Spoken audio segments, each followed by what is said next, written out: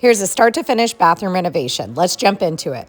This bathroom may look pretty from afar, but really there are holes in the wall, unfinished grout lines, mismatched tile placement, and caulk lines the size of the Grand Canyon. So I decided to take matters into my own hands and tear it all down, which hopefully I don't regret. On the opposite side of the bathroom was this closet that we no longer needed. So I ripped out all of the shelving, door jambs, removed all of the drywall, and then thought that this was gonna be such an epic shot where I just kick through the wall. But yeah, I ended up doing a leg day because it took me about 5,000 hits. And I know I look like the Energizer Bunny, but it's leg day, baby. I was freaking dead. I finally will report that I did bust through the dang wall. My foot's stuck now. How do I get it out?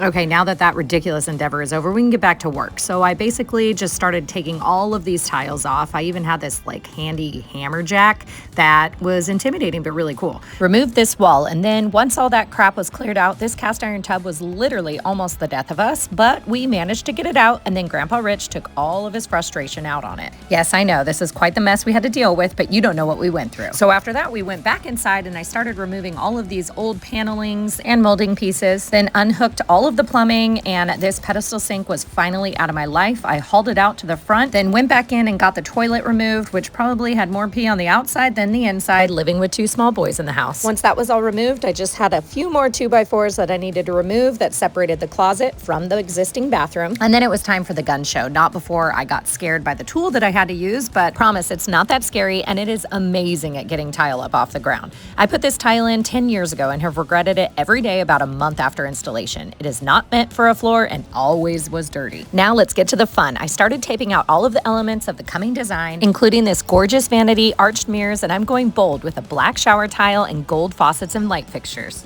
Rerouting plumbing's next, but first we needed to waterproof. Would you ever paint your bathroom red? Let me show you why I did. After removing the tub, we had a couple holes in the ground, so I had to repair those, and then we went on to the shower pan. I used the Curdy shower pan that you're able to just cut down with a razor blade to size, and so I did that on either side. It's very dense foam, but easily cuttable. Set it in place, and it was a perfect fit. Now that I knew where my exact shower pan layout was, I added a couple 2x4s on either side of the outside edge to be able to mount the future shower door. Next up, we got started on all the electrical and plumbing so that we could close up these walls. This PEX expander tool is by far one of the coolest plumbing tools you can get. You just basically cut it to size, expand it, and pop it on the fittings. After the water lines were ran, we went to the floor and cut out our new plumbing holes. This is a 6-inch hole for the toilet. We're on a raised foundation, so it makes this a little easier. Added the toilet flange and then cut out one more hole for the new shower drain. Next up, we finally started closing up the walls, added cement board up on the roof above the shower, and then closed up all of the upper portions of the walls with hardy backer. And before we could close up the bottom portion of the walls, we added in a couple of these electrical outlets you can see here, and then these sconces as well. So once that was done, I cut a straight line for the new green board I was going to be adding, secured that in place around all the new water lines, and then we finally closed up this back wall.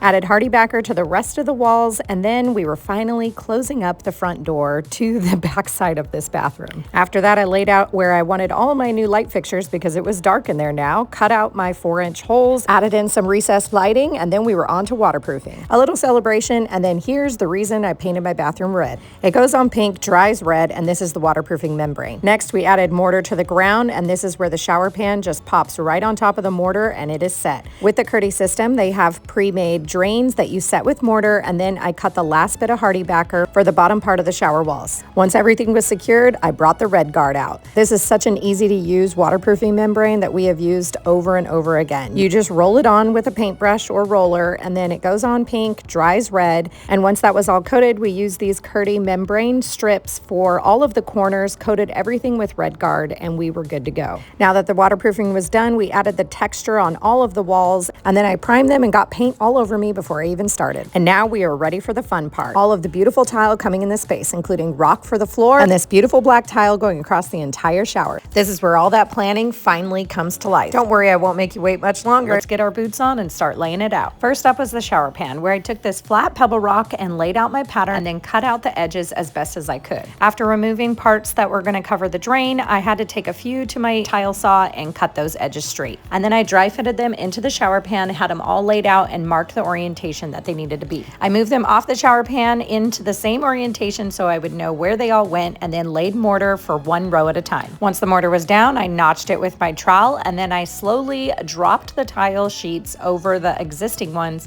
so that they would match up perfectly, and basically used my grout float to make sure they were smooth and pressed down, and repeated the process. Once they were all laid down, I moved on to the shower drain, where I had to take the Schluter shower drain, placed mortar, and then pushed it down the same you would with tile. Once that portion was set, then you push down the actual drain so that it's level with your tile, and I filled in the actual pebble rocks that surrounded it to ensure that the water would drain into the drain. Once that was nice and smooth, I let it dry for 24 hours and then came back and started mixing up my grout in the color gray. This was fast setting grout, so I had to work in small areas, and basically you just spread it, scrape off as much as you can, and then use a sponge to get the excess off. Repeat this process, and then within 3 hours of it drying, it is ready to be walked on. Next, I moved on to the actual floor. I already dry fit and cut all my tiles so that this process would go much quicker. So I spread my grout, back buttered all of my tiles, and then laid them one by one with spacers, and it's really just as simple as that. I started in the back corner next to the toilet and worked my way onto the doorway, and it went pretty smoothly. After letting that dry for 24 hours, I came back and grouted the entire floor with the same color that I did for the shower pan. Then I added my ledger board, and we were finally ready to tile this back wall. And it was just flying up. I mean, it took a little bit more time than this, but basically I took these beautiful black Luna tiles from my curated tile line with Tile Club and stacked them vertically for such a beautiful, bold statement shower. I attached a black Schluter edge for both of the sides for a clean look, and then just tiled my way up. I got super lucky with my layout where I only had a few cuts, and let me tell you that the 4 cuts I had around the shower head were 4 for 4. After letting them dry for 24 hours, I removed all the spacers, and then I used a dark charcoal grout on the entire shower, and it totally blended in perfectly.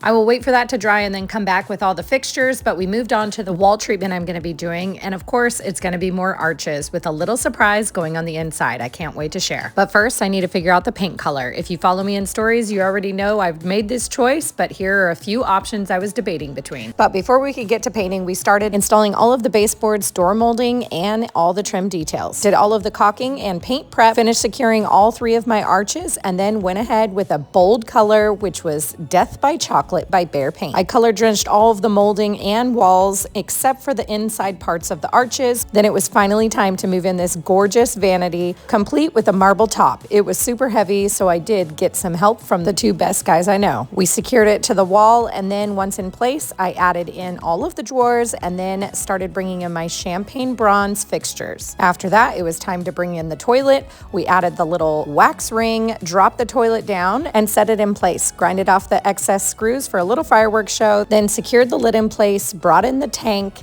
and then added a cute little gold flusher for a really high-end looking toilet. Now that our throne was done, we had to move on to getting some extra lighting in here. So we added these linear sconces, 3 in total, 1 flanking each of my mirrors and for in between. After a quick and successful light check, we went on to hanging the mirrors. I added these inexpensive black framed arched mirrors in between my lighting, secured by vanity backsplash and silicone the seam. And then I revealed earlier this week how I added this beautiful outdoor mural in each of these 3 arches. I love how it gives the appearance you're looking outside and adds an extra unique little touch to this space.